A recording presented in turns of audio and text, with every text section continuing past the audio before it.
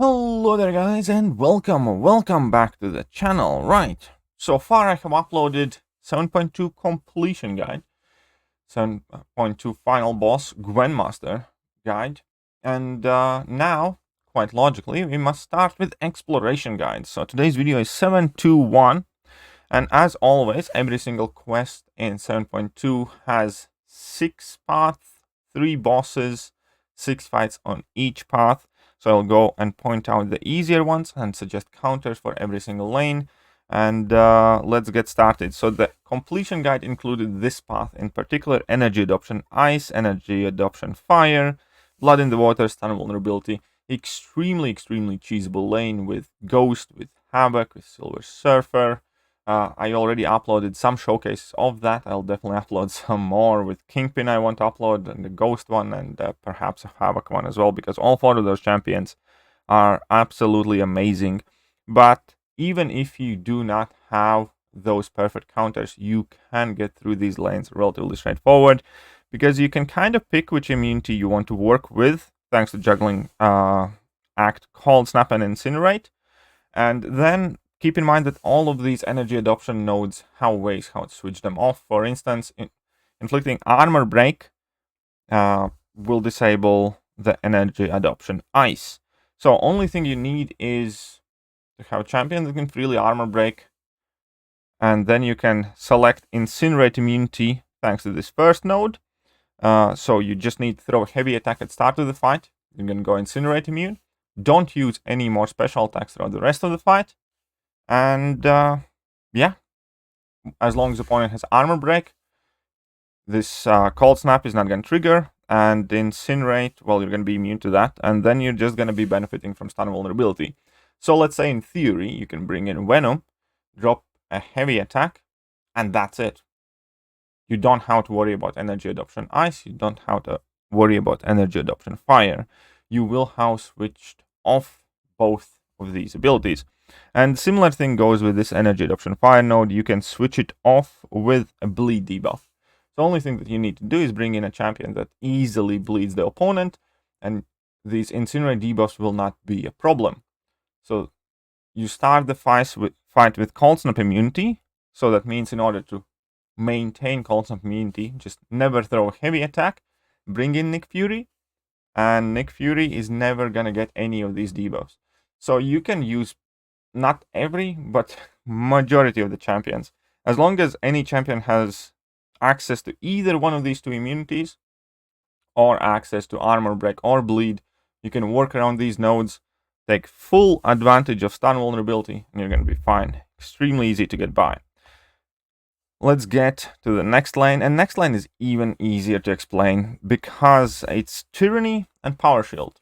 So if you want to gain power, you're going to have to bring in villain champions, and you have to gain power because there's Power Shield, so your special attacks will deal a ton more damage. Now, you can obviously work around this using champions like Archangel, who's still going to bypass the Power Shield, and you don't really need power. You can bring in Quake if you want to, but in general, just bring in any villain champion, and that is about as far as it goes. Now, the first 2 nodes account for a very little. It basically means once you knock down opponent 3 times, they will gain 100% Fury buff. That's it. It doesn't really matter though. So use any villain and you're good to go. Apocalypse, Ghost, whatever villains you have ranked up, you're going to have a very easy time. And on top of that, if you need any extra help, you can still bring your Archangel, your Ghost, and any other champion that's not villain but doesn't rely on special attacks to get bypass that Power Shield. That's it. Very straightforward lane, nothing too tricky on the lane itself. Super Scroll or Annihilus might be somewhat annoying, so you might want to bring in a counter for Annihilus. So I don't know, bring in Dr. Doom with Power Shield, he's gonna absolutely destroy this. And yeah, very easy lane, not much to explain there as well. Just understand that you can work around the Power Shield node with some non-hero champions as well, sorry, non-villain champions. Let's move on to some slightly more complex nodes. So here we have the superiority paragon, where if you bring in a hero champion, you gain the additional superiority aspect of rise above. So whenever the attacker gains a buff, they have 25% chance to purify 1 debuff active on them. If the attacker has superiority, you can beautify more, basically. But you don't even need that. You really do not. Because Flail and Clapback make perfect storm of cheese. In between Human Torch, who benefits from Clapback. Every time you inflict Incinerate on an opponent, Clapback will try to inflict an Incinerate on you. And as a result, you will gain Smolders like crazy. So obviously not the best matchup for Iceman then, but still Human Torch can be very, very great for this. The only thing that you kind of need to work around for really is the Flail. So try to push opponent's special 2 to minimize the amount of debuffs that you get. But you still have a chance to purify them every time you dex, for instance. But obviously Flail and Clapback works perfectly with Ghost. Every time opponents will activate special attack, you will get some sort of damage over time effect that Ghost will purify, and with that, you're gonna get extra furies. So this path, once again, is a fire Ghost food. And Ghost is by far the quickest and most efficient way how to deal with this lane. In addition to that, Kingpin is also a wonderful opportunity, because Kingpin can purify a ton of debuffs, so is Crossbones. Crossbones will work excellently. And then there is still your Shang-Chi, who can cleanse and purify. Then there's Jabari Panther, who could work quite well. And you guys get the gist. Ideally, you want champions that purify plenty of debuffs, damage or time debuffs. Or like Ghost can benefit from them significantly. And yeah, that is fairly straightforward. Now, there is Guillotine 2099, which can be quite an annoying opponent, but that's why you bring in, let's say, Human Torch, because Human Torch can bypass Miss, and you're going to be having a great time. Nick Fury is not a great option for this fight, I must mention, because you can't really use champions that are not immune to the things that they inflict. Like, Nick Fury is not bleed immune, therefore you should not bring in Nick Fury here. Just saying. But in general, the options that I mentioned before, Ghost, Human Torch, Sunspot's actually very cool for this as well. And then we have Kingpin, then we have Shang-Chi, then we have even Mole-Man, then we have Crossbones and Jabari Panther, and even now not Black Panther OG. Yeah. Either way, actually Jabari Panther doesn't work either. Never mind. Cross out the Jabari Panther. No good. Shang-Chi is going to be fantastic though. Right. Just use Ghost. Honestly, just use Ghost path 3. Best way. If you're doing 7.2, you probably have Ghost. Be honest with me. At least a 5-star. Right. Bullet time. Ebb and Flow, Knockdown, and Bleed Vulnerability. This is a bit trickier path. I'm not going to lie. This is a bit more annoying, a bit more finicky path. Now, we do know what Ebb and Flow Knockdown does. And that is basically, it gives them 60% damage reduction until you knock them down with a special or heavy attack, in which case it gives you 40% fury. Now we have Bleed Vulnerability, which obviously invites us to use any bleeding champions like Nick Fury, like Mole-Man, like whoever else you guys like to use. But the bullet time is kind of the tricky thing to work around. Now, my personal favorite for this path, I think, was Archangel. I believe I actually bought in 2 of them, and Nick Fury as well. But this bullet time node is tricky. We saw it first time in 7.1, but this time we also saw it in Cavalier Difficulty Monthly Quest with the Spiny Boss, where you can kind of choose one out of 2 routes to play this. You can choose to ignore the node and just play opponent as if they are stun immune. That is quite it. No problem there. Just pretend this bullet time node says stun immune and you can play as normal. If you do not want to do so, then you can parry your opponent a bunch. Every time you parry, they gain like this await charge.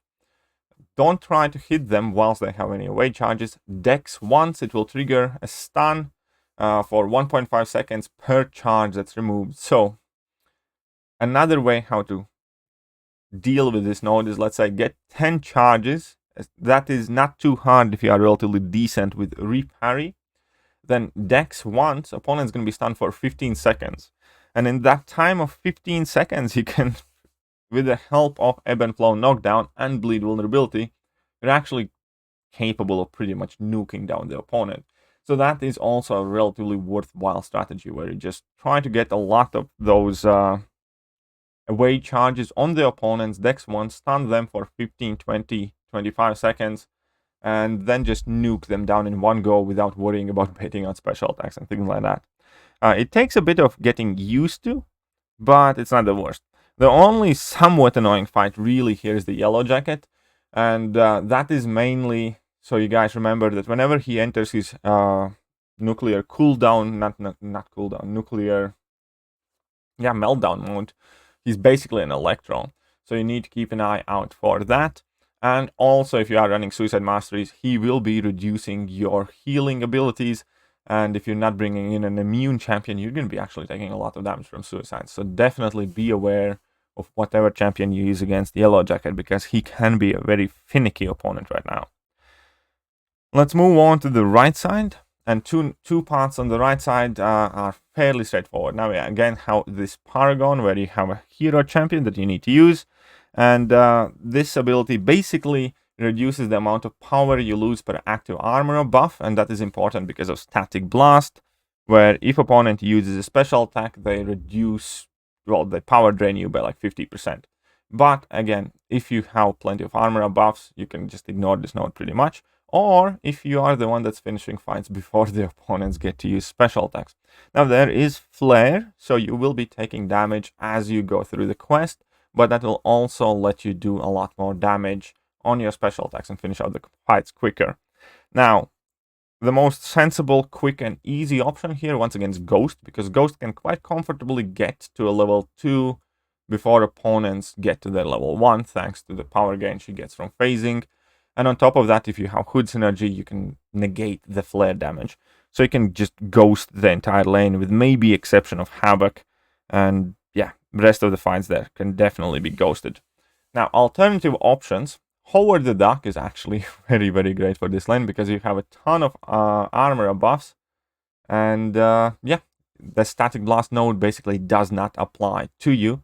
And then you can just rip in the opponents. Hulkbuster is very great for this one. I also brought in Guardian, which might not have been the greatest, but due to the fact that he can gain power quicker as well, it was kind of quite alright. With Flare, he actually did quite a good amount of damage as well. But yeah, ideally, so you're looking at your tech roster, check out armor buffs, or you can use champions that gain a ton of power, like Hyperion, like Ghost, like Dr. Doom, and just basically shut down opponents from using their special attacks. And that is it. And the right side path, the last one, is Counter Tactics Release Valve, which is actually helpful against Counter Tactics, where every time you dex opponent's special attack, you reduce your combo meter. So you keep Counter Tactics in check. But then on top of that, you have Foresight and Unblockable node here. And Foresight gives you 200% Fury every time you intercept. And I forgot to mention Corvus, actually. Corvus, due to having access to Flare and having Mutant Charge there up and early, can be very good for that lane alongside Ghost. And here on the right side, again, Ghost intercepts very easily, and you're going to have very little problem. I ended up just quickly running through these two paths with Ghost. But so long as you are comfortable intercepting, you're going to have very little problem. Or alternatively, I have a video about champions that have assisted intercept, whether you can use evade mechanics like Elsa Bloodstone can intercept without risk with her evade mechanic, whether you have miss mechanics like, let's say, Professor X can do that with his Falter, just like Ghost can, or you can rely on Unstoppables to gain an intercept, which is Mallman, for instance. Parry, heavy, dash back, hold block, opponents can dash back in at you, you're going to go unstoppable, quickly hit them, and you're going to have performed an intercept. So there are several ways how to intercept safely and access that 200% attack increase. And as a result, this lane is also quite easy.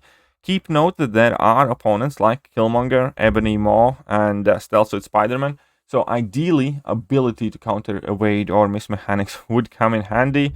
And for the Killmonger, again, Armor Break Champion is a recommendation. So you can use, I don't know, Corvus, OG Thor, Captain Marvel movie, whatever floats your boat. Or a champion like Namor that can reflect the damage back, for instance. But all in all, I think it's a very friendly introductory quest. Now we need to talk about the final bosses. And all of the final bosses are actually extremely reasonable. Now we have Mallman with Fight or Flight, Bleed Vulnerability, Foresight, No Hit, Mercy, and Immune to Incinerate. So there are actually two nodes that can let you do a ton more damage. We have Foresight and we have Bleed Vulnerability. Now, keep in mind, Moleman will shrug off most of the stuff initially, but once he enters Frenzy, he will not shrug off anything. So you can technically bleed him with any guy if you are willing to kind of work for it a bit. But thanks to Foresight, once again, you can just ghost this. Or you can bring in any mutant that inflicts bleed, let's say, and you're going to have a fantastic time. My personal approach was Magneto, but you can definitely bring in Apocalypse, you can definitely bring in Namor or Professor X or pretty much anyone. Foresight lets you access more damage. Bleed vulnerability can let you access more damage as well. And that fight or flight node is not all that hard to play around for because it's only 4-second unstoppable that you can basically steal from him and let you benefit yourself. So it's not the easiest boss for me personally, but it definitely is not a hard boss either. I think Magneto out of the three is the harder boss with the Moth to Flame power build-up spite node. And you can Human Torch him, obviously, because Magneto's attacks are all energy and you can build up a ton of prowess. But however, in order to be able to do that, you need to feel very comfortable baiting out and evading both of Magneto's specials, because thanks to Spite, you can quite frequently end up getting to level 2. Now, Magic is actually a quite good option here as well, especially because you will get some damage increase from this Moth to Flame node, and if you happen to trigger Degeneration, as in if you have landed less than 10 hits in between your special attacks, then Magic can also absorb a lot of the degen damage with her Limbo. On top of it, power buildup can be very beneficial for you if you want to play that way, where you can drop level 3s with Magic and just nullify all the prowesses and deal a crap ton of damage. So most of the non-metal Mystic champions can benefit from this power buildup node if you want to balance on it, because that will give him a lot of buffs, and obviously Mystic champions like that quite a bit. But other than that, it's basically, for most part, Magneto with Spite. That's not too bad. This Moth to Flame node is really not all that hard to play around with. And yeah, so there we go. Those are the answers. Use Human Torch. You can also use Quake for this fight, by the way. But if you do not want to do that, then you can bring in your Magic or your Sorcerer Supreme that can take a lot of punishment on block, for instance, and just abuse the fact that he gains prowess effects, and you can benefit from Mystic Dispersion. It wasn't too bad, nothing too crazy. And MODOK was my preferred boss of choice. Now, he has this Stampede node. It really doesn't come into play too much. The only real thing to worry about here is this blocking attacks has 100% chance to apply Disorient debuff. But you can clear off that Disorient by dashing back and holding block for 1.2 seconds. But still, blocking too many attacks from this guy is not a great idea. But other than that, it really isn't all that bad here, and the mod is going to be aggressive. You can use Magneto. I did that fight with Archangel, but most of the time I did that fight with Moleman. And main thing to keep in mind here is that when you have Disorient debuff on you, you can take a lot more block damage. So you need to be careful with that. But any champion with good access to true accuracy or true strike or some sort of auto block prevention champion will have easy time here without too much to worry about. Or if a champion just spams heavy attacks like Archangel, just work around the Disorient debuff, ain't gonna be too bad. And that is it. That is 7.21. I will upload 7.22 and 7.23 guides probably tomorrow. If you did find this helpful, well, then I'm very happy, and please do drop that like and all the other good buttons. But that is it for now, and I'm gonna catch you guys soon. See ya.